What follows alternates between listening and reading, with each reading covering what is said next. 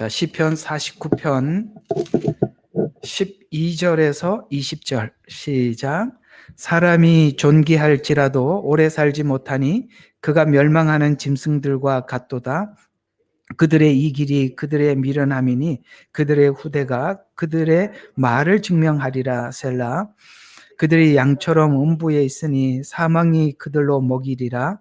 또 정직한 자가 아침에 그들을 다스리니 그들의 아름다움이 그들의 거처에서 떠나 음부에서 소멸되리라. 그러나 하나님은 내 혼을 음부의 권세에서 구속하시리니 그가 나를 받아주시리라. 셀라. 누군가가 부해지고 그 집에 영화가 커질 때 너는 두려워 말라. 이는 그가 죽으면 아무것도 가져갈 수 없기 때문이라. 그가 영화가 그 사람을 따라 내려가지 못하리라. 그가 살아있는 동안에 자기 혼을 축복하였고 내가 내 자신을 잘하여 사람들이 너를 칭찬할지라도 그가 자기 열조에게로 가리니 그들이 결코 빛을 보지 못하리라. 사람은 존귀에 처해 있어도 깨닫지 못하면 멸망할 짐승과 같도다. 아멘. 여러분, 두 번 반복해서 나오는 메시지가 있었죠. 뭐지요? 사람은 존귀하다. 그러나 깨닫지 못하면은 멸망할 짐승과 같도다. 이런 말씀이 중간에 한 번 나와 있고 가장 끝부분에 한 번 더 강조함으로써 오늘 이 49편이 어떤 부분을 어떤 면을 우리에게 알려주려고 하는지 그 주제를 잘 담아서 말씀하고 있습니다. 이게 그렇죠. 우리 모두가 예수님을 만난 이후에 우리가 발견한 게 뭐냐면 사람이 이렇게 존귀하고 위대하구나. 그러니까 하나님만이 그걸 가르쳐 주시고 하나님을 만났을 때만이 알 수 있는 것. 그것이 바로 인간이 얼마나 위대하고 존귀한가라는 부분입니다. 하나님을 만나지 못하면 사람이 자기가 부를 얻거나 혹은 명예를 얻거나 아니면 비참하게 인생을 살거나 다 똑같습니다. 끝에 가보면 오늘 여기 이런 말씀이 하나 지나가고 있죠. 18절 후반부에 보면 중간부터 처음부터 보면은 그가 살아있는 동안에 자기 혼을 축복하였고 내가 내 자신에게 잘 행하여 자기 관리를 참 잘했습니다. 그래서 사람들이 너를 칭찬할지라도 그가 자기 열조에게로 돌아가리니 그는 결코 자기 열조는 뭡니까? 그저 인간이 하나님이 정해진 죽으리라라는 이 죽음에 처하게 된다라는 이런 이야기가 되는 것입니다. 악하게 살든 아니면 모든 사람들에게 존중받는 인생을 살든 우리 인간이 그저 사람에게 존중을 받았을 뿐이고 사람에게 악할 뿐이고 어쨌든 시간은 하나님이 정해놓은 것이고 우리는 이제 영생을 얻지 못하고 주님 앞에 가서 심판을 받게 될 때 여러분 이런 거 아시죠? 아무리 인간이 착하게 살아도 믿지 않고 죄사함을 얻지 못하면 남는 건 심판밖에 없다는 거 아시죠? 우리는 사람들은 하나님을 모르면 그래도 착하게 살면 하나님이 그건 인정해 주지 않겠나 이런 생각을 하겠지만 여러분 사람은 선 속에 악이 있다는 거 아시죠? 아무리 선해도 그 선 속에 악이 함께 있다는 것입니다. 그건 부인할 수가 없는 것입니다. 그래서 우리가 칭찬을 받고 아무리 존귀하고 사람들에게 위대한 사람일지라도 하나님께서 처음 말씀하신 정령 죽으리라, 먹는 날에는 죽으리라를 우리 인간이 지금도 해결할 수 없다는 것입니다. 아무도 해결할 수가 없죠. 그걸 말씀하고 있습니다. 그러나 주님을 만나고 난 이후에 우리는 어떻게 살든지 간에 우리의 삶이 어떻지 간에 우리는 존귀하다는 것에 대해서 분명한데 여러분들은 어떻습니까? 어떠세요? 존귀하다고 생각하시나요? 우리는 존귀합니다. 복음을 접하고 예수를 만났는데 내가 존귀하다는 걸 모르면 그건 복음을 모르는 것이죠. 자, 오늘 한번 이 이야기를 맞춰보겠습니다. 12절부터 하나하나 우리가 살펴보도록 하겠습니다. 자, 존귀한 짐승이 왜 짐승같이 되었는가라는 문제를 한번 우리가 생각해 보도록 하겠습니다. 지금까지 우리가 계속 49편에서 설명했듯이 재물과 소유물이 죽음을 잊게 만들어서, 우리 저번 주에 굉장히 중요한 주제로 말씀을 드렸죠. 오래 살지 못한다는 것은 잊게 만들어서 그런 거예요. 잊게 만들어서. 우리가 저번 주에 얘기한 거 다시 기억하시죠? 우리가 재물로 인해서 번영을 하고, 그 다음에 낙을 노리고, 그 다음에 거기서 쾌락을 즐기고, 많은 주변에 있는 사람들이 그저 입술로 존경한다고 말을 하든지, 아니면은 자기 주변에 많은 사람들이 자기를 위해서 살아주는 사람이 많더라도 그가 재물이 많아서, 그게 우리 인간에게는 참 치명적인 것이 무엇이냐면은, 그렇게 삶으로 인해서 우리 인간이 죽어가고 있다는 것을 느끼지 못하게 만든다는 게, 그게 물질이 주는 치명적인 약점이라고 저번 주에 말씀을 드렸던 거 기억하시죠? 그래서 우리가 그렇게 사는 것이 결코 좋은 것이 아니라, 하나님께서 인간을 추방을 하고 땀을 흘리고 수고해서 소산을 먹으리라. 우리 이번 주 주일날 설교했던 거 기억하십니까? 환난을 당하지만 즐거워한다. 하나님께서 에덴 동산에서 추방을 해서 땀을 흘리고 고생을 하는데, 그 고생은 즐거울 수는 없어요. 고생이 왜 즐겁습니까? 여러분 한번 생각해 봐요. 이번에는 여러분들 일주일 동안 계속 휴가 한 일주일 동안 이렇게 휴가하는 데가 많다고 그러더라고요. 한국은, 그죠? 오늘 구정이고, 그래서 뭐 이렇게 저렇게 좀 긴 시간 휴가를 가지고 그런다는데, 이렇게 좀 쉴 때 한번 생각해 봐요. 우리가 지금까지 계속 여러분이 어떻게 살아왔어요? 직장 생활을 해보면 그래요. 정말 무슨 다람쥐 쳇바퀴 도는 것 같아요. 그죠? 아침에 일어나면 밥 먹고, 그 출근길에 쫓아가서 출근하고, 했던 일 하고, 끝나면 돌아오고, 또 저녁에 잠자고, 그죠? 계속 이렇게 한참 돌다 보면 어느 날 휴일이 찾아오면 이게 뭔 일인가 싶지요. 이상하죠. 그래서 조금 이렇게 쉬다 보면은 무슨 생각이 드냐면, 야, 사람 사는 게 뭔가. 저도 여기 처음에 와서 회사에서 10시간을 일을 하고, 출근하는데 1시간, 돌아오는데 1시간. 그러니까 꼬박 하루에 12시간이 걸려요. 뭐 회사에서 계속 일을 하고, 그냥 밥 먹는 시간 잠시, 여기는 또 1시간 주지도 않아요. 30분밖에 안 줘요. 근데 30분 먹고 이렇게 하고, 또 오면은 예배는 또 다 해야 되지 않습니까? 또 설교 준비하고, 또 예배하고, 주일날 가서 하고. 딱 제가 보니까 일주일에 딱 2시간이 좋더라고요. 그때는 교회에서 오후 예배하고 집에 돌아왔거든요.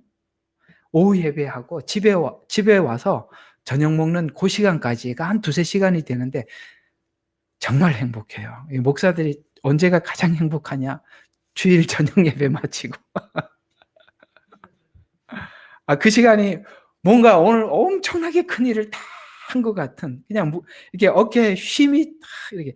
그러면 뭐 합니까? 내일 아침엔 또 출근해야 되는데.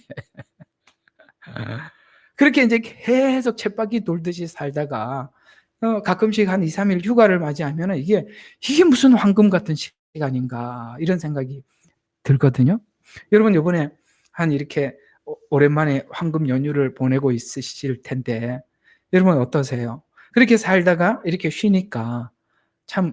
근데 그렇게 이제 계속 인생을 살다 보면 이제 짐이 있잖아요. 애들 키워야 하고, 끝나면은 또 해야 되고. 그래서 어떻게 할 수 없이 이렇게 명예퇴직할 때까지 그냥 직장 생활을 할 수밖에 없는데, 그 명예퇴직하고 난 뒤에라고 해서 안전한 것도 아니죠.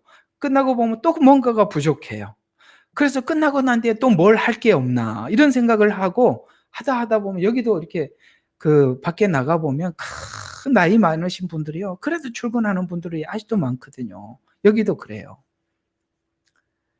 그걸 우리가 생각해 보면 누가 평생을 살면서 이렇게 노동을 하면서 살고, 여자들은, 여인들에게 하나님께서 해산의 수고라는 말은 그 아이를 낳고 키우는 것까지 이야기하는 거예요. 애들 다 키우고 나면은 딱 보면은 이제 어떻습니까? 자기 인생 다 지나가고 흘러버리고 애들 시집 장가 보내고 나면은 참 허무하잖아요. 이런 인생이 즐거움으로 찾아올 수 있다는 것은 누구나 다, 이거는 이런 인생이 다 고통스럽고 고난이에요. 죄의 결과라는 거 알죠. 우리는 성경을 보니까 그걸 알지만, 그것이 즐거움이 될 수 있는 것은 우리 안에 존귀함이 있고 영생이 있다는 것을 알 때만이 이걸, 고난을 가치 있게 돌릴 수 있는 것이지, 그게 없는 사람에게는 그냥 고난 그 자체고 허무 그 자체로 끝이 나는 겁니다. 이게 전도서가 바로 이 부분을 우리에게 다뤄주는 거거든요. 그런 차원에서 보면 오늘 이 49편이 우리 존귀하나, 그 다음에 존귀하지만 뭐라고 이야기했습니까? 저기 10절에 보니까 사람이 존귀할지라도 오래 살지 못하니 멸망할 짐승과 같도다라는 말을 전도서가 잘 풀어서 설명을 했지요. 우리 전도서 몇 군데 이 말씀과 연관된 부분들을 한번 잠깐 보도록 할까요? 전도서, 잠언, 전도서 이렇게 돼 있을 겁니다. 시편, 잠언. 자, 1장 2절 한번 봅시다. 자, 전도자가 말하노라. 헛되고 헛되며 헛되고 헛되니 모든 것이 헛되도다. 이게 뭐지요? 왜 이렇게 5번을 이야기하느냐? 히브리 문학에는 5번 반복하는 일은 없어요. 이렇게 많이 반복한 적은 없다 이 말입니다. 내가 진실로 진실로 너희에게 이르노니 이런 정도는 했지만, 조금 더 하면은 찾으라 구하라 두드려라, 이게 3번 반복이거든요. 그런데요, 전도서는요 모든 걸 망라한 5번을 헛되다라고 이야기하면서 그 끝에 가서 모든이라고 이렇게 붙였습니다. 그러면 전도서가 어떤 부분을 헛되고라고 한 것은 어떤 도전을 했을 것입니다. 이게 뭐지요? 내가 만족을 누리기 위해서 사업을 크게 하기도 하였고, 그것도 헛되고, 그 다음에 지혜를, 그것도 헛되고, 그렇죠? 명예를, 그것도 헛되고, 또 다른 걸 추구해봐도 모든 것이 헛되도다, 이런 겁니다. 그러니까 최고의 정점에 있어도 살아보면 이 죽음이라는 것이 더 이상 우리에게 아무것도 가지고 갈 수도 없고 모든 걸 남기고 떠나가야 된다는 그것. 그러니 우리가 성공한들 헛되고 그냥 어떻게 산들 헛되고, 근데 이걸 헛된 걸 가치 있게 만드는 것은 우리가 전도서 제일 끝에 뭐라고 이야기합니까? 여호와를 경외하는 것이 지식의 근본이라고 말씀하고 있죠. 그것이 빠를수록 좋다. 그게 무슨 뜻이죠? 젊어서 주님을 만나고 섬기는 것처럼 귀한 게 없다. 이렇게 성경은 이야기하고 있는 것입니다. 헛되다고 이야기하면서 또 2장 11절 이어서 한번 보면, 그 후에 내 손이 했던 모든 일들과 내가 수고했던 수고를 내가 보았더니, 확인했다는 거죠. 보라, 모든 것이 헛되었고 영의 고통이었으며 해 아래 아무 유익이 없었도다. 이상하죠? 이게 고통은 고통인데 우리가 생각해 볼 때는 이게 정신의 고통이고 육의 고통이어야 하는데 영의 고통이라고 이야기하고 있죠. 영의 고통이란 뭘까요? 결국에는 우리가 살아보니까 이 문제, 하나님으로부터 떠나고 분리된 이 문제를 해결할 길이 없더라. 그게 보니까 결국에는 하나님과 갈라져 있고 연합되지 못하는 그 자체가 고통이었더라 라고 해서 오늘 영의 고통이다 이렇게 말씀을 하고 있고, 한 군데 더 2장 17절 자, 그러므로 내가 삶을 미워하였나니 이는 해 아래에서 행해지는 일이 내게 슬픔이기 때문이라. 모든 것이 헛되고 영의 고통이더라. 사람들이 이걸 잘 모르죠.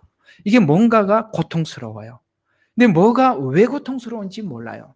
뭔가가 채워져야 되는 공간에 안 채워져서 그런 거거든요. 정신적으로 만족해도 뭔가가 공허하고 육적으로 만족해도 공허한 거거든요. 왜요? 우리가 우리 안에 영, 예수님을 모셔드려야 되는 그 자리에 예수님이 계시지 않기 때문에 공허한 거예요. 그게 들어오는 순간 모든 것이 바뀌어지게 되는 것이죠. 이걸 전도서가 말씀하고 있는 것입니다. 그래서 재물의 마음이 빼앗기면 존귀한 존재로 창조되었음을 알아차릴 수도 없고 가장 귀한 영혼을 발견할 수 없으며 재물이 존귀와 영원을 가리게 된다는 것이 본 시편이 하는 말씀입니다. 그래서 존귀함을 회복하기 위해서는 하나님께 나와서 하나님을 만나는 길 외에는 없음을 선포하고 오늘 성경이 우리에게 경고하고 있는 재물로 인해 속지 말라고 경고하는데 누가복음 12장 15절에 보면 그가 그들에게 이르시되 너희의 모든 탐욕을 삼가라. 사람의 생명이 소유의 풍부함에 있지 아니함을 삼가라. 탐욕. 이 탐욕이라는 것은 사람들 나름대로 있어요. 나름대로 사람들이 그 탐욕이 있어요. 어떤 사람들은 지적으로 채워야만이 만족하는 지적 탐욕이 있어요. 이해가 갑니까? 끊임없이 그 사람들은 뭔가가 쉼이, 그 사람들에게는 쉼이 글을 읽는 것, 뭔가를 탐구하는 것, 글을 읽어야 돼. 그래야만이, 그것도 아무리 채워도 지식은 채워도 항상 부족하지요. 이걸 알고 나면 그 다음 걸 또 알고 싶고 그 다음 걸 알고 싶고. 여러분 근데 우리 이 두뇌가 그걸 다 채울 수는 없지요. 그래서 채워도 정신적으로도 채울 수도 없어요. 육적으로 채울 수도 없어요.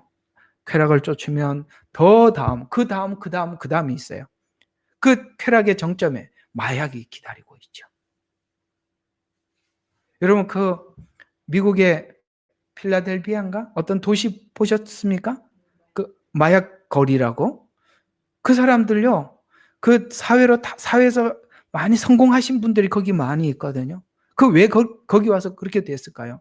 뭔가가 채워지지 않는. 그러니까 실력을 갖추고 권력을 갖추고 그다음에 여러분 대부분의 연예인들이 마약을 많이 하는 거 아시죠?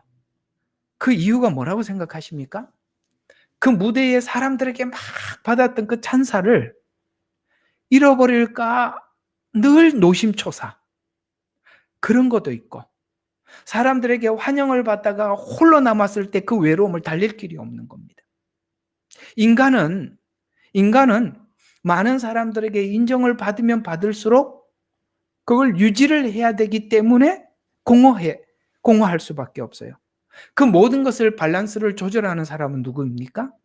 영을 채운 사람이죠. 영적으로 하나님을 충분히 채워서 이제는 탐욕이 나를 지배하지 않는 주께서 나를 다스릴 때 우리는 자유함이 있다. 이제 진리 진리가 너희를 자유케 하리라는 이 말씀을 이런 관점에서 우리가 이해를 해야 된다는 이야기가 되는 것입니다. 자, 그 다음 13절과 15절 이야기는 멸망할 짐승과 같다라고 이야기를 하고 있는데 13절부터 15절은 이런 이야기를 합니다. 13절은 인간의 어리석음은 물질의 성공을 위해 살다가 존귀함을 얻지 못하고 죽음으로 마치는 것이 어리석음이다. 그러니까 진정한 어리석음이 뭐냐? 그냥 물질을 추구하고 그냥 막 이렇게 쫓으면서 살다가 그냥 죽는 거. 이게 정말 미련하다는 거죠. 부자 청년이 그래서 어리석은 자요. 이렇게 얘기하는 거죠. 아무리 창고를 내니까 나는 공장을 수십 개 만들어 놓고 이병철 씨 우리 그 옛날에 현대 정주영 씨 그 사람들 누가 살아 있습니까? 아무도 없습니다. 예. 이러면 뭐 할 거예요? 그게 어리석다는 것이죠. 죽음은 현실이란 하나님의 정의로운 심판이 임할 때 그때 진정한 승리자는 의인이 될 것이다 라고 말씀하고 있는 것입니다. 우리가 지금 인생을 살아가면서 사람들에게 인정을 받지 못하고 별 볼 일 없는 사람처럼 그렇게 치부될 수도 있어요. 그러나 진정한 승리는 예수 그리스도 안에 있는 자들이라고 성경은 말씀을 하고 있어서 저와 여러분이 마지막 승리의 주자로 하나님 앞에 서게 될 줄로 믿습니다. 15절은요. 어리석은 인간을 하나님은 구속하셔서 영원한 생명으로 인도해 주셨다는 거예요. 그래요. 우리 인간이 그걸 발견할 길이 없어요. 여러분 창세기 1장부터 11장이 그걸 얘기해 주고 있는 것입니다. 창세기 1장부터 11장이 선악과를 먹자 하나님이 인간을 내버려 두니까 끊임없이 악한 일만 추구해 가더라. 아시겠어요? 라멕이 등장하지 않나. 노아 때 하나님이 심판을 해도 어떻게 하더라? 심판을 경험을 해도 바벨탑을 쌓더라. 그 두려움이 바벨탑을 쌓더라. 하나님이 안전을 보장해 주지 않으니까 인간에게는 두려움밖에 없고 그 두려움을 방어하기 위해서 모든 사람들이 함께 모여서 그걸 준비하고만 있더라. 어쩔 수 없더라. 이걸 말해주고 있는 것이거든요. 그러니까 이런 형편과 상황 아래 놓여 있는 우리들을 15절에 보니까 하나님이 구속하셔서 우리를 인도해 주지 않았더라면, 아브라함을 하나님께서 선택해서 시작하지 않았더라면 오늘 우리는 다 그냥 바벨탑이 지금 뭐 그 긴 시간, 그게 몇 년 전 이야기입니까? 몇 천 년 전 이야기잖아요. 그걸 지금까지 바벨탑을 인류가 모여서 쌓았다고 가정을 한다면 얼마나 견고한 바벨탑을 쌓겠습니까? 더 나아가서 이 마지막 때 요한계시록에 나타나고 있는 이 바벨탑도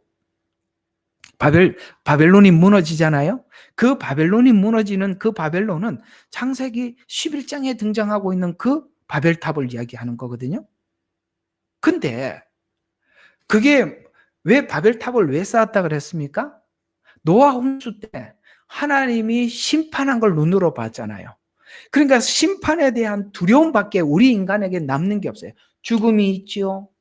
그 죽음과 하나님의 심판. 그러니까 우리는 죽음과 심판에 대한 두려움을 우리 인간이 극복할 길이 없어요. 그러나 그건 알아. 봤거든, 얼마 전에. 노아 시대 때.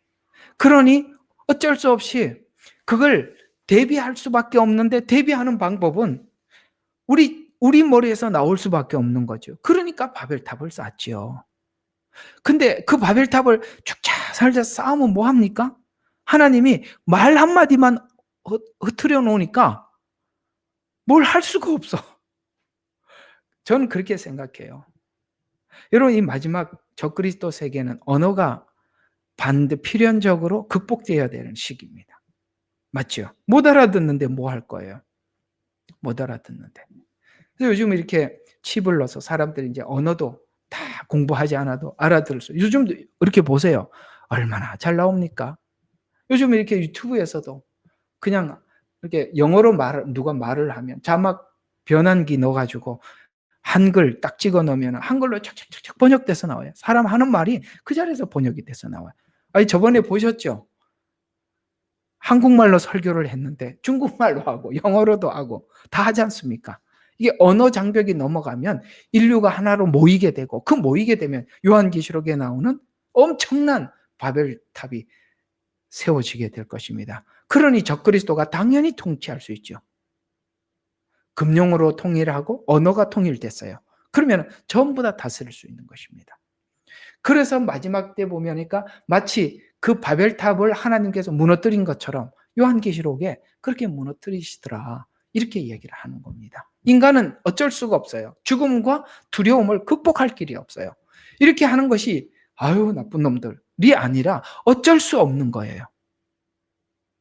그러니까 부자가 그러잖아요. 창고를 지어놓고 내 영혼아 평안할지어다. 의존할 거라고는 물질밖에 없어요. 그게 자기한테 힘이니까. 근데 그걸 유지할 수가 없다. 오늘 여기 이야기가 그거 아니겠어요? 왜요? 죽음이 앞에 있는데 우리가 그걸 어떻게 유지할 수가 있겠습니까? 이게 오늘 49편 모두에게, 인류 모두에게 하고 싶은 이야기예요. 신자든지 불신자든지 모두 다 와서 들어라. 내가 너희에게 지혜를 말하겠다. 이게 49장이잖아요.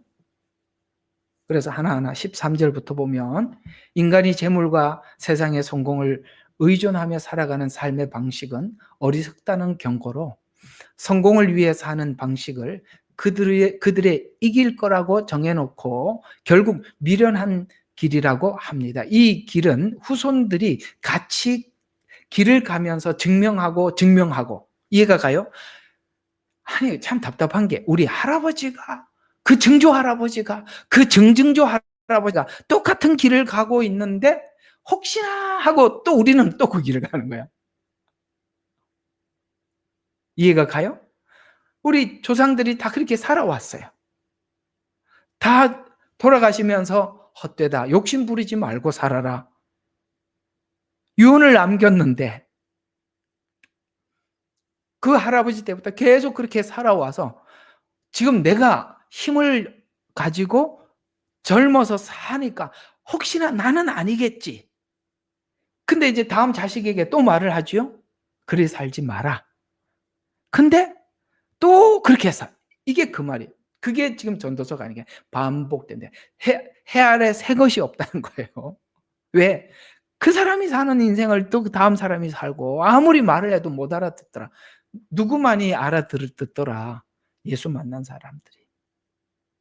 사도행전 해보세요. 사도들이 어떻게 살았나.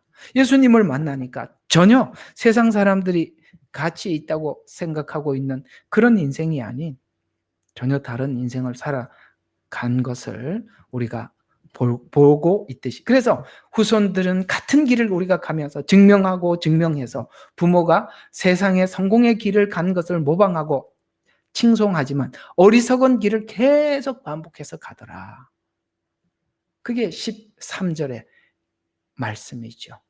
그래서 6절부터 12절에는 부와 성공의 허망함의 결과를 설명해 주었고 인생을 통해 주어진 기회인 영원을 준비하지 않는 결과의 어리석은 허망함을 결과를 보여줌으로써 이들이 죽은 후에 준비되어 있는 것은 이렇게 산 사람들에게 준비되어 있는 것이 무엇이냐. 14절 뭐죠? 14절에 보니까 14절 그들은 양처럼 음부에 있으니 사망이 그들을 먹이리라 이렇게 말씀하셔서 그들은 양같이 음부에 두기로 작정되어 있는 사람이다. 그래서 하나님께서 우리 인생 속에 같은 어리석은 인생을 살아가고 있는 중에 찾아오셔서 우리를 꺼내주신 은혜가 놀라울 수밖에 없는 거예요. 놀라울 수밖에 없는 거예요. 그렇죠? 그래서 사망으로 모든 것은 소멸되고 말 것입니다. 세속적인 삶을 살았던 자들의 최종 종착지를 뜻하고 양처럼 무기력하게 음부에 끌려가는 것처럼 재물과 성공을 위한 생애가 자신을 스스로 사망과 음부로 끌고 가게 되는데 이것은 스스로 운명을 통제하지 못하게 됨을 상징하는 거예요. 우리가 우리 스스로 운명을 통제할 수가 없다. 사망이 그들을 먹이리라. 재물이나 세속적 명예가 죽음을 막지 못하고 죽음이 모든 인간을 지배한다는 뜻입니다. 정직한 자는 아침에 그들을 다스린다는 오늘 여기 그렇게 하신 말씀이 이 아침은 새로운 날을 의미하며 하나님의 정의로운 심판 이후에 있을 새로운 날 그게 새 날이죠. 여기에 시드니에 보면은 새 날 교회가 있어요. 그건 제가 분명히 그분이 야곱이요. 형 에서를 만나기 전에 천사와 씨름을 했어요.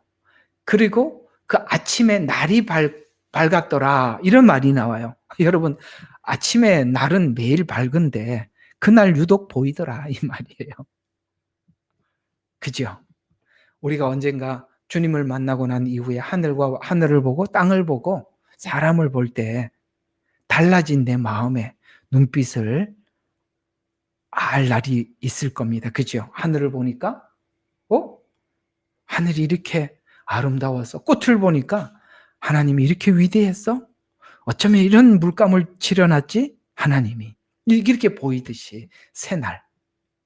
그래서 오늘 우리 그리스도인들에게는 앞으로 다가올 그날이 뭐죠? 아침에 그들을 다스리리니, 아침에 그들을 다스리니, 그들의 아름다움이 그들의 거처에서 떠나 음부에서 소멸되리라. 이렇게 말씀을 하고 있는 것처럼 우리에게는 새날이 기다리고 있다는 것입니다. 그래서 아름다운 그들의 거처에서 떠나 소멸된다는 그 말은, 죽음은 그들이 가진 외적인 영광과 아름다움을 완전히 소멸시킨다는 것입니다. 세상에서 영광은 영원하지 못하고 죽음 앞에서 모두 사라지지만 우리는 그 죽음이 아침을 맞이하는 것이다. 그게 바로 부활의 믿음이죠.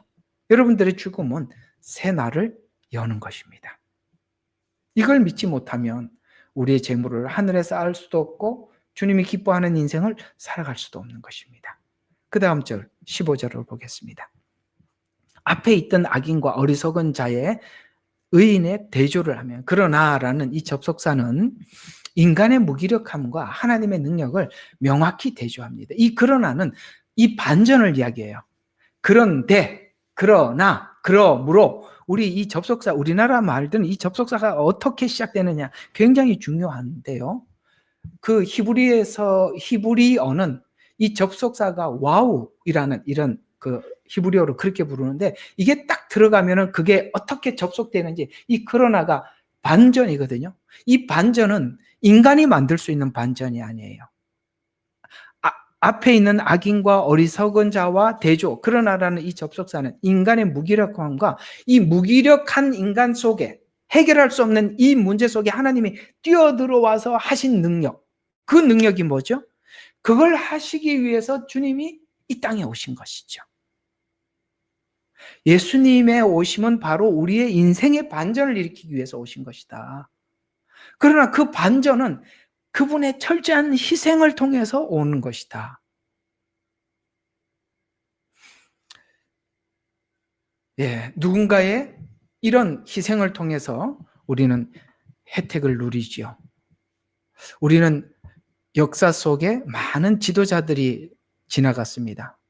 그 지도자들의 엄청난 희생과 값을 치러서 사실 우리는 참 그 혜택을 누리고 있는 것입니다. 참 우리가 대한민국에 살아가고 있다는 것이 참 감사한 일이죠. 건국했던 이승만 대통령, 정말 그분 아시죠? 마지막 하와이에서 그 미국인 친구가 이승만 대통령이 죽고 난 뒤에 와서 한 말이, 눈물을 흘리면서 내가 자네 마음을 아네. 자네가 조국을 얼마나 사랑하는지. 사람들은 모르죠. 뭘 했는지. 그런 정신을 가진 지도자들이 있었기에 우리 한국이 그렇게 혜택을 누렸듯이 예수님께서 그렇게 하셔서 우리 모든 인류에게, 그러니까 누군가의 희생은 많은 사람들에게 그렇게 유익을 끼치더라. 우리가 뭔가 사람들에게 영향력이 있고 뭔가 하나님의 은혜를 나누어 주려면 우리가 모든 혜택을 다 누리고 남들에게 줄 수 있는 것은 별로 없어요. 그렇죠? 우리도 뭔가 남들에게 뭔가를 끼치기 위해서는 본인도 엄청난 희생을, 대가를 치러야 하는 것입니다. 그런 걸 보면 참 그 선교사님들 인생을 보면 그런 게 참 많이 보여요. 이름도 빛도 없이 어디에 가서 어떻게 살고 있는지도 모르는 그 깊고 깊은 오지에 그들과 함께 모든 생사고락을 함께하며 그곳에서 마지막 생애까지 하나님 앞에 드려서 그 지역 전체가 하나님 앞에 교회가 세워지고 복음이 전해지고 구원받는 이런 역사가 일어나기 위해서는 선교사 같은 희생이 필요하고, 누군가의 남들은 알아차리지 못하더라도 뭔가의 희생이 필요한 그것을 통해서 우리에게 생명이 주어지듯이 바로 예수님의 생애는 그러해서 우리에게는 새날 아침을 우리에게 주셨음을 우리는 성경은 말씀하고 있는 것입니다. 16절에 그 앞에 있었던 13절과 15절, 조금 전에 제가 이제 말씀드렸던 이 부분을 여러분들이 우리 함께 공감했다면 이제 우리에게 말씀하고 있는 것입니다. 이걸 공감했다면, 자, 누군가가 부해지고 그 집의 영화가 커질 때 너는 두려워 말라. 우리 여기 영화라는 자매도 있고 여기 영화도 있습니다. 같은 영화인데, 자, 이름이 참 좋죠? 자, 여기 앞에 있는 13절과 15절을 공감했다면 세상 부귀를 쫓는 헛된 일을 두려워해야 한다라고 오늘 우리에게 성경에 말씀하고 있는데, 여러분 어때요? 이거 다 공감하셨다면, 야, 내가 세상에 헛된 것을 쫓는 거 참 그건 아니구나, 두려워해야 되는 거구나 라고 여러분 마음속에도 함께 그런 생각이 드십니까? 예, 그렇다면 오늘 이 말씀을 여러분이 잘 소화한 것입니다. 그래서 세상의 존귀와 부귀를 따르는 사람들의 형통함을 두려워하거나 그 다음에 부러워하지 말라는 뜻입니다. 본 시편은 하나님을 따라가는 성도들이 반드시 짚고 넘어가야 할 문제라고 말씀하고 강조하는 중입니다. 인간이 물질적 성공과 번영을 열망하는 것은 자연스러운 일이지만 문제는 하나님을 섬기는 것, 의의를 따르는 것, 믿음을 지키는 것보다 하나님을 경외하는 것이 훨씬 중요하다고 우리에게 강조하고 있는 중입니다. 오늘 전도서가 끝에서 여호와를 경외하는 것이 지식의 근본이라고 말하는 것과 결국에는 시가서는 바로 이 부분을 강조하고 있어요. 여러분, 제가 처음에 이 시편을 나누면서 5권으로 나누어진다 그랬죠. 이 5권은 정확히 모세오경과 같은 맥을 가진다고 그랬습니다. 1권은 창세기, 2권은 출애굽기, 그 다음에 3권은 레위기, 그 다음에 4권은 민수기, 마지막 권은 신명기. 이렇게 연결이 이렇게 짝이 된다고 했습니다. 그렇죠? 결국에는 성경 전체가 끝에 하는 이야기, 신명기가 뭡니까? 여호와를, 하나님 말씀을 따르는 게 최고다, 이것이 아니겠습니까? 결국은 하나님께서는 우리에게 우리의 그 어떤 훈련과 또 하나님의 연단을 통해서 마지막 하고 싶은 이야기가 뭡니까? 네 마음대로 살지 마라. 말씀대로 살아가는 게 제일 중요하다. 이걸 우리에게 말해주고 싶어 하는 것 아니겠어요? 그래서 성도가 믿음을 가지고 산다는 것은 생애를 넘어서 부활의 소망 안에 사는 것이기 때문에 현실적인 기대와 소망이 부활을 넘어 하나님과 함께 영원한 것을 보지 못하게 만들 수 있음을 경계하고 두려워해라. 우리가 거기에 빠져 살지 마라. 항상 빠져들 것 같으면 빨리 알아차리고 빨리 발을 빼고, 빠져들 것 같으면 빨리 발을 빼고, 이걸 계속 답습하지 않으면 나도 모르게 하나하나 잠식돼 가는 거예요. 17절. 수위에는 유일하게 주머니가 없어요. 여기 보면은 이는 그가 죽으면 아무것도 가져갈 수 없게. 수위. 여러분 수위 보셨죠? 그건 주머니를 만들지 않아요. 그건 우리 후대들에게 교훈을 주는 중요한 교훈이죠. 본문에서 말하는 것처럼 죽음은 아무것도 가져갈 수 없고 영화나 명예도 그를 따라가지 못하기 때문입니다. 그래 봐야, 조금 더 해봐야 다른 사람들보다 큰 묘, 비석 하나 세워놓는데, 여러분 그 세월이 지나면 거기에 뭐가 남아있습니까? 피라미드 그 안에 동굴에들 아무것도 없어요. 없단 말이에요. 인간이 죽음 이후에 인간이 받는, 인간으로서 마땅히 받아야 하는 복이 뭐냐? 땅에 묻히는 거거든요.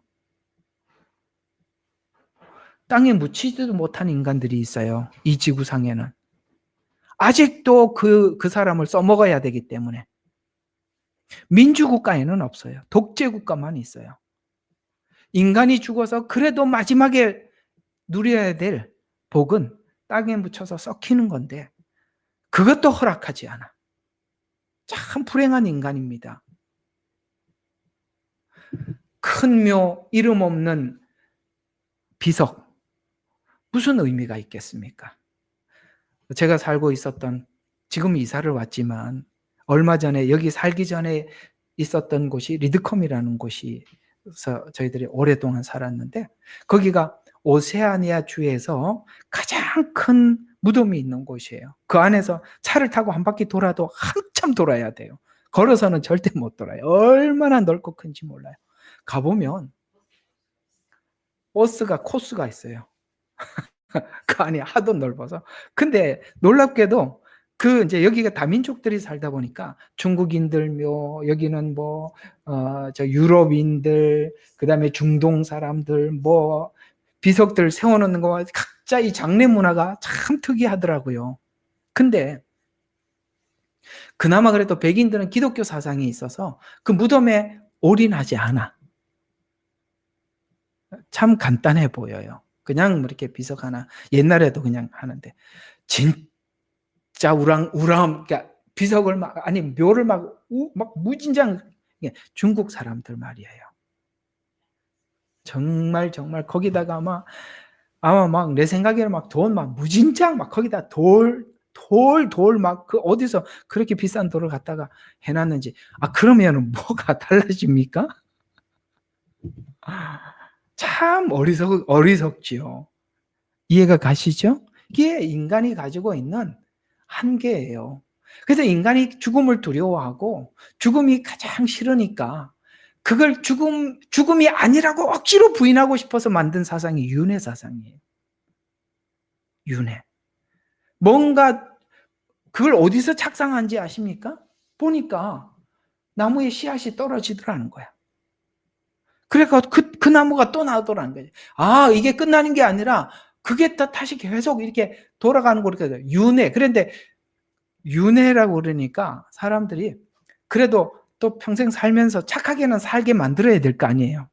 그래가지고 악하게 살면은 뭐 짐승으로 태어나고, 뭐 착하게 살면 인간으로 환생을 하고, 이렇게 해가지고 어떻게든지 하여튼 이 머리로 짜내갖고 만든 이 종교들 참 기가 막히지 않아요?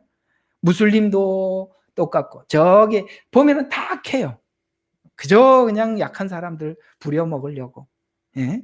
힌두교, 여러분 이 인도 가보면은, 가보셨어요? 인도 가보면은 희한해서 돌아다니다 정신이 하나도 없어. 두 번째, 도대체 내가 뭘 보고 온 거야? 그래서 또 간다 그러잖아요. 인도를 그래서 두 번 간대요. 한 번은 하도 이상해가지고 정신이 없이 다녀갖고 너무 이상해. 내가 지금 뭘 보고 왔지 하고 정신 차리고 다시 한 번 가보는 데가 인도라고 그러지 않습니까? 그 힌두교가 만들어 놓은 그 기가 막히는, 예? 그게 보이잖아요. 중국 기가 막혀요. 다 그렇단 말이에요. 인간이 그렇다 이 말이에요. 그게 다 왜 그래요? 하나님을 모르고 무지하니까 그렇게 될 수밖에 없더라.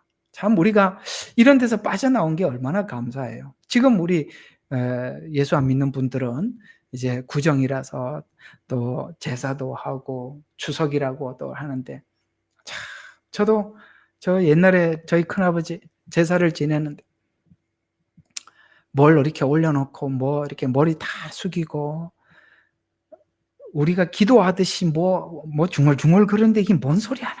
한번 옛날에 예수 믿기 전에 뭐 할 때 들어보니까 우리가 뭐 기도하듯이, 그래서 눈 뜨지 말해. 아무도 눈 뜨지 말해. 그래서 가만히 고개 숙이고 있으래. 그래서 왜요? 하고 물었더니 그 조상들이 와서 식사 시간이라고.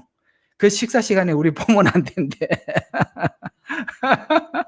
그래서 고개 숙이고 있어요. 그리고 뭐 중얼중얼해서 오늘은 뭐 며칠이고 뭔 날이요 이러고 앉아 있어요. 우리가 그렇게 무지하더라는 거야. 예? 우리 조금 전에도 아마 요번에도 뭐 구정 때 엄청 그랬을 거예요. 그죠? 예.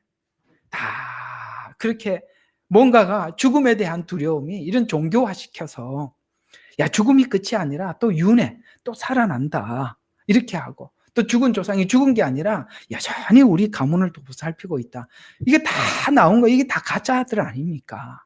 그러니까 이 인간의 머릿속에서 나올 수밖에, 그 두려움을 극복하기 위해서 종교라는 이름으로, 혹은 인간 모두 바벨탑이라는, 이게 눈에 보이는 안전, 이걸 진을 칠 수밖에 없더라는 거예요. 근데 어쩝니까? 늙어가는 걸 누가 막을 수 있겠어요? 불로초가 어디 있냐 말이에요. 없다고요. 그래서 우리 죽음 앞에서 모든 것이 물거품이 된다라고 이렇게 말씀하고, 그게 18절과 19절에 세상에서 성공한 자들을 축복하고 칭찬받을지라도 결국 하나님 말씀하신 대로 죽음이 이를 것이며 결코 빛을 보지 못할 것이라는 결론에 도달하는 것입니다. 세상에서 추구하는 모든 것이 스스로 만족하려는 자화자찬에 불과한다는 말이고, 자화자찬, 이게 무슨 뜻인지 이해가 가요? 공감하세요? 자화자찬이에요, 전부 다. 왜 사람들이요, 왜 이렇게 그 비싼 명품 입고 다니냐라고 보니까 그 다 나 좋으라고 하는 거지 뭐. 이렇게 화장을 이렇게 왜 이렇게, 아니 저녁에 잘 때 다 지울 거 왜 또 화장하냐, 그러니까 자기를 위해서 하는. 참 신기한 게 뭐냐면 그 전쟁 중에서도 여성분들이 다 화장하고 다니더라는 거예요. 전쟁을 하는데도 가보니까 화장을 하고 다니더라는 거예요. 이게 인간이 가지고 있는 어떤 자기에 대한 자화자찬, 자기 만족. 가만히 우리가 이걸 한번 관찰해 볼 필요가 있어요. 내가 왜 그렇게 하나? 내가 뭔가에 엄청 집중을 하고 내가 왜 하나 한번 물어보시면 내가 나를 위해서 한다는 것을 우리가 많은 부분에서 발견하게 될 것입니다. 내 만족. 자존심도 내 만족을 위해서 하는 것이지. 그렇죠? 바로 이런 자화자찬이라고 말씀하고 있습니다. 그래서 그러나 이 모든 것이 죽음 앞에서 물거품이 된다고 선언하고 있는데, 인간의 자화자찬은 자기를 마취시키는 것임을 생각해 보면 모두가 이런 일이 반복되고, 아까 이제 말씀드린 해 아래서 하는 모든 수고가 헛되도다. 해 아래서, 그래서 새 것이 없다는 거예요. 그러니까 솔로몬이 막 쫓아가서 헛되다고 했는데, 에이 솔로몬은 헛됐을지 몰라도 나는 아닐 거야 하고 또 가보면, 끝에 가보면 아 맞네, 끝난다. 이게 성경의 결론을 내려줬는데도 우리는 해봐야 돼. 그래서 우리가 항상 그런 게 있어요. 당신은 그렇다고 얘기하더라도 나도 끝에 가서 해보고 안 된다고 그 얘기하더라도 나도 한번 해보자, 이게 있더라는 것이죠. 그러나 지혜로운 사람은 그걸 다 잃어버리고 난 이후에 헛되도다라고 말을 하지 않고, 성경이 헛되다는 말에 우리는 공감을 하고 하나님이 원하는 인생을 살아내는 것, 그게 지혜다, 이렇게 말씀하고 있죠. 칭찬도 존귀도 빛을 보지 못할 것이다. 그게 얼마나 귀한 일이에요. 노벨 문학상 다 빛을 보지 못할 것이다. 무덤이 그런 곳이고 음부가 그런 곳이라는 뜻입니다. 인간 생애에 빛을 보고 빛을 기다리고 빛과 함께 살다가 진리의 빛이 어둠 속에 비춰 진리를 발견하도록 은혜를 계시하는 자연 계시임을 생각해 봐요. 요한복음 1장 4절과 5절에 보니까 그 안에 생명이 있으니 그 생명은 사람들의 빛이라. 드디어 예수 생명이 들어와야 그게 빛이라는 거예요. 예수 생명이 내 안에 들어와야만이 그게 빛이라는 거예요. 근데 예수 생명이 들어오지 않으니까, 이게 왜 빛이냐면 사람들의 결론은 죽음인데 그리스도인들의 빛은 생명이거든요. 그러니까 죽음을 위해서 인생을 설계하는 사람하고 생명을 위해서 인생을 설계하는 사람이 완전히 반대 길을 갈 수밖에 없는 거죠. 그렇죠? 그래서 예수 생명이 빛이더라 라고 말씀하고 있는데, 그것이 영생이니까 우리는 그 영생을 위해서 준비하는 것이죠. 그렇게 될 때부터 우리가 모든 것이 하나님께 말없이 오른손이 하는 일을 왼손이 모르게 하고 그렇게 하게 되는 것입니다. 오른손이 할 때 왼손 보고, 자, 하는 거 잘 봐라, 똑바로 보고 있어라, 내가 들고 있지, 갖다 주고 있지. 오른손과 왼손은 가장 친한 사이예요. 같은 일을 하고 가장 가까이 있는 존재예요. 그런데 뭔가를 할 때마다 하는 걸 봐라, 내가 이거 하고 있지, 이렇게 하지 않는 이유는 주님만 알게, 바로 주님을 만나, 그 생명이 있는, 생명이 어디서 최후의 열매를 맺는지 아는 사람만이 그렇게 하더라는 것입니다. 마지막 20절. 창조는 존귀함으로 창조했어요. 우리를 존귀하게 창조했습니다. 그러나 딱 우리가 인생을 살면서 깨닫지 못하면, 주님을 만나지 못하면, 복음이 열리지 않으면 인간의 존귀는 어둠에서 어둠으로 사라져 버릴 것이라는 뜻입니다. 결국 모두에게 공유하고 깊이 공감받아야 하는 것은, 첫 번째 10절과 12절에 있는 말씀처럼 인간은 죽는다. 어리석게 사는 자, 지혜롭게 사는 자, 지혜자, 부한 자 모두 죽는다. 7절과 9절은 인간이 사는 동안 존귀를, 우리가 이게 목숨이 붙어서 살아가는 동안 뭐라고요? 존귀를 찾을 수 있는 기회다. 그러나 그 존귀는 하나님께만 있다. 16절과 17절은 재물이 존귀를 찾는 눈을 가린다. 이것이 누구나 들어야 될 오늘 49편이 보편적인 복음이다. 이렇게 되는 것입니다. 여기까지입니다. 보편적인 복음이다. 자, 오늘 이야기를 모두 정리하고 이제 50장에 들어가겠습니다. 50장은 또 우리 또 기가 막히는, 그걸 알았고 그걸 주님을 만난 사람들이요, 이제 이렇게 가는 거예요. 49장에서 공감한 사람들이요, 능하신 하나님, 곧 주께서 말씀하셔 해 뜨는 데부터 해 지는 데까지 땅을 부르셨도다라고 하고 우리가 하나님을 이제 막 이제 찬양하게 되는 것이죠. 이제 그런 이야기 다음 주부터 하도록 하고 한번 정리를 하겠습니다. 여러분, 이 49장은 우리 믿는 사람들은 당연히 알아야 하고 당연히 깊이 공감해야 되는 것이고, 이 49장은 어쩌면은 짧은 전도서일 겁니다. 짧지만 선명한 전도서입니다. 여러분, 세상의 지혜와 부와 존귀를 위해 살아가고 있는 그 어떤 사람에게 여러분들이 복음을 전하고 전도를 하고 싶다면 이 49편을 한번 소개해 주는 것이 어떻겠습니까? 그러면 그들에게도 큰 유익이 되지 않겠습니까? 오늘 이 49편의 이 복음이 여러분에게도 큰 도전이 되시기를 바랍니다. 기도하겠습니다. 하나님, 이 49편이 계속 말을 하고 있습니다. 사람은 참 존귀하지만 이 물질과 세상의 성공과 명예가 아버지 하나님, 그 존귀함을 보지 못하고 가리는 것이라고 말씀하고 있습니다. 그렇습니다. 우리도 주님을 만나지 못했더라면 세상 사람들과 별반 다르지 않는 인생의 목적을 가지고 살아왔을 텐데, 이렇게 주님을 만나서 생명이 무엇인지 알게 됐고 이 세상이 왜 어둠 속에 있는지도 발견하게 되었는 거 감사합니다.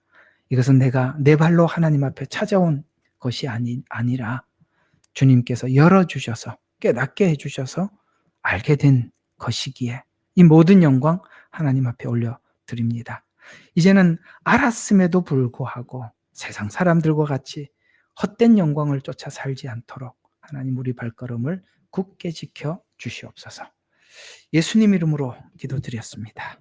아멘.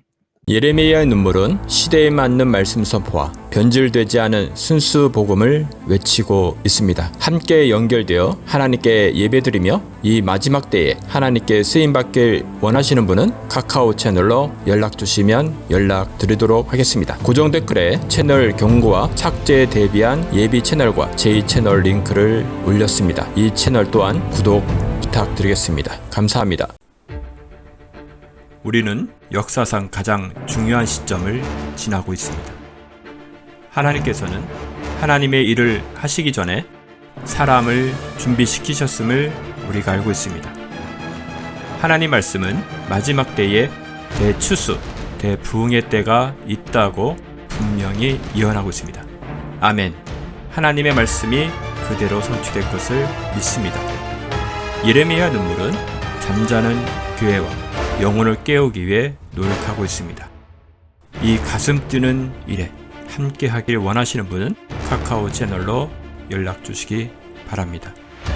당신은 위대한 하나님의 사람입니다.